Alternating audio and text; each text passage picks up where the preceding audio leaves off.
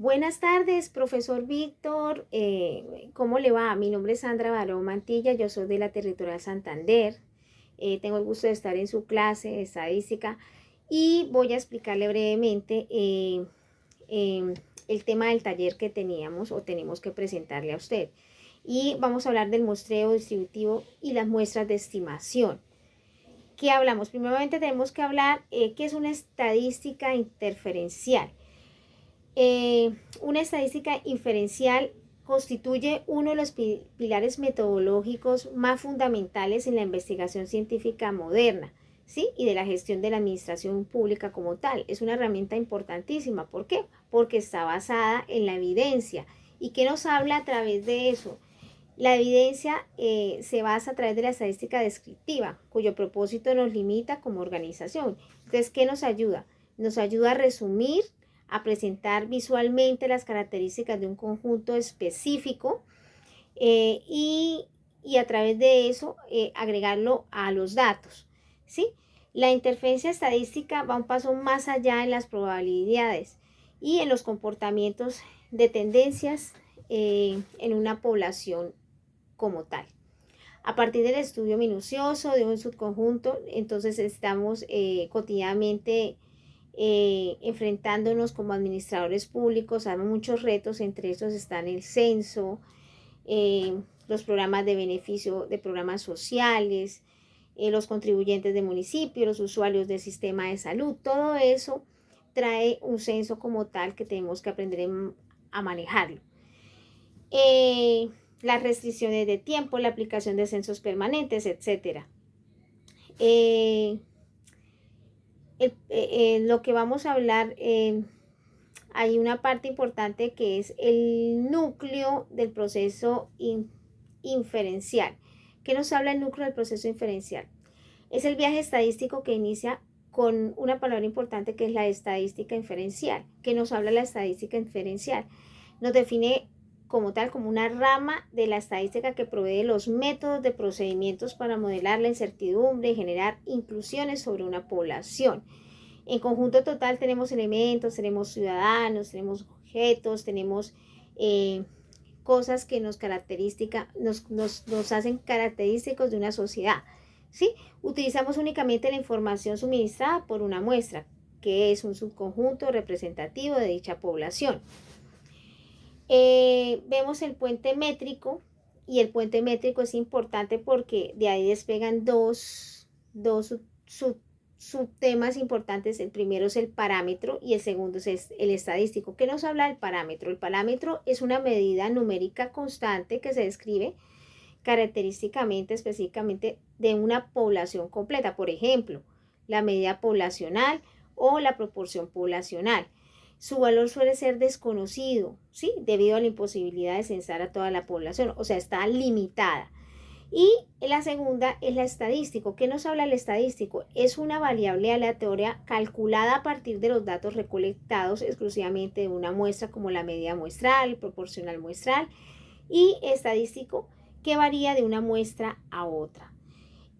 Su función es la estimación del parámetro como tal. Ahí vemos las tablas de variables, eso es uno de los ejemplos y se maneja a través de las tablas de Excel. Otro mecanismo de selección sería la tipología de muestreo. ¿Qué es la tipología de muestreo? Primero que todo vamos a hablar qué es el muestreo. El muestreo se basa en dos vertientes importantes, que son la primera, el muestreo probabilístico, y la segunda, el muestreo no probabilístico. En la primera que hablamos sobre el muestreo probabilístico nos habla del proceso de selección donde cada elemento de la población tiene una probabilidad, ¿sí? Conocida o distinta de ser elegidos dentro de una categoría u otra.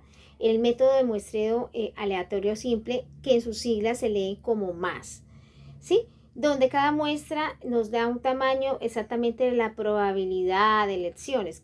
Un ejemplo sería, ¿qué probabilidad tenemos de que haya lluvia en Santander, en Bucaramanga, en Girón, en Floridablanca?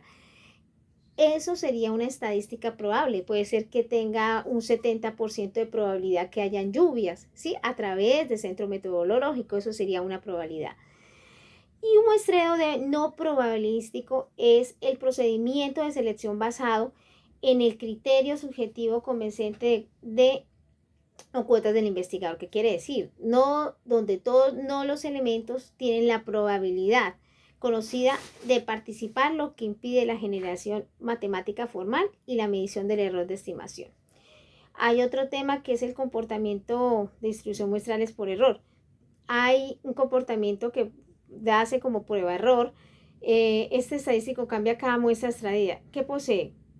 Posee que la distribución de muestra, existen distribuciones específicas para cada métrica, como lo son la media muestra, la proporción de muestra y la variancia muestra. Es un indicador científico y cuantífico de la variabilidad, ¿sí? A dispersión de estas estadísticas de error estándar, ¿sí? Tenemos el fin de la operación teórica estimada, que nos habla sobre la estimación puntual, que utiliza el único valor numérico, que es el estadístico, para aproximar un parámetro estadístico. Y la estimación por intervalos, como estábamos hablando de las tablas de intervalos, constituye un rango de valores numéricos dentro del cual se espera se localice el parámetro de este rango absolutamente ligado a un nivel de confianza. ¿Qué quiere decir? La probabilidad que un intervalo contenga el parámetro típicamente del 95 al 99% a un error de estimación aceptable, que define la amplitud del margen de maniobra o precisión de dicha estimación. Vamos a explicar este ejercicio que nos habla del concepto de la entidad pública como tal. Nos dice un enunciado del ejercicio: una entidad pública cuenta con una base de datos de 2.500 ciudadanos registrados en el programa social. Se selecciona una muestra de 350 ciudadanos para evaluar la calidad del servicio. Y nos dice el ejercicio: determine los conceptos del diseño de muestra.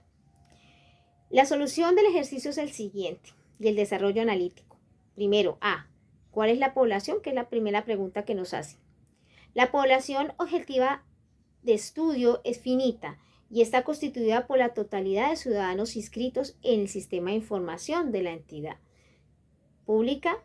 Formalmente utilizamos sigla número es igual a 2.500 ciudadanos registrados en el programa social. La B, ¿cuál sería la muestra? Tenemos que sacar una muestra proporcional. La muestra es el subconjunto representativo extraído directamente de la población anterior al ser encuestado. Operacionalmente sería N es igual a 350, que sería la muestra focalizada que se utiliza para sacar esa estadística. Ciudadanos seleccionados en nuestra base de datos. La C dice, ¿cuál podría ser el parámetro de interés? Es un conteo de evaluación de servicios estatales o parámetro de interés con su sigla P. Podría ser proporcional o poblacional, de ciudadanos que perciben el servicio como excelente o satisfactorio, alterando la medida poblacional del puntaje de satisfacción en una escala de 1 a 5. Y el D nos pregunta por qué este procedimiento corresponde a una muestra probabilística. Bueno, corresponde a un enfoque probabilístico porque 350 ciudadanos eligieron mediante un marco de muestreo definido. ¿Qué quiere decir? La base de datos está completa. Entonces, utilizamos un mecanismo mecánico aleatorio, como lo es la tabla de números aleatorios o algoritmos informáticos. Esto nos garantiza que cada uno de los 2.500 ciudadanos posee una probabilidad conocida como la idéntica o igual. Eso nos identifica con un problema. Tenemos una fórmula matemática que es la AP es igual a N sobre N, ¿sí? Que nos da como el resultado que es igual a 350 personas del segmento que tuvimos de las personas dividido sobre los 2.500 ciudadanos que utilizamos para hacer ese experimento estadístico, que nos da como resultado de esa división 0.14, que sería el 14% de formar parte de esa muestra. eliminando la discrecionalidad y el sesgo humano del evaluador. Esa sería. La distribución de muestra de medida de error estándar, que ese también sería otro ejercicio que quiero explicar, es una muestra de 64 observaciones presentes en la media de 125 unidades y una desviación estándar de 24 unidades. Calcule, interprete las propiedades interferenciales. Bueno, la solución, el desarrollo analítico es el siguiente. El error estándar de la media sería, contamos con el tamaño de muestreo, que sería n igual a 64, con una media muestral x es igual a 125, que es nuestra, que nos da como el muestreo, y damos una desviación estándar que muestra que empleamos como estimador de una poblacional, que nos da como resultado 24. Aplicamos la fórmula matemática de error estándar de la media, ¿sí? Y nos da como resultado 24 es igual a 64, es igual a 24 dividido por 8, nos da como resultado de esa división el 3.0 de unidades. B. La interpretación de resultados, el valor de 3.0 unidades indica la variabilidad o la desviación típica esperada de las medidas muestrales del tamaño de 64 con respecto a la verdadera media poblacional.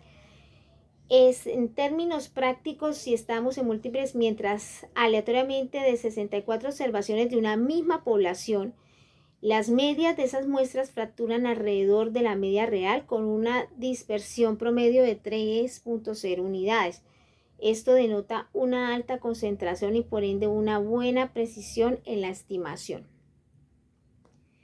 La importancia del error estándar en los procesos de estimación. ¿Qué importancia hay en este proceso? El error estándar en la métrica determinada de precisión interferencia es el componente medular para la construcción de intervalos de confianza para la ejecución de pruebas de hipótesis. Sin el error estándar, que es imposible cuantificar la imagen del error, ¿sí? En la investigación nos permite conocer que cerca de la parte estadística obtenemos un parámetro real permitido.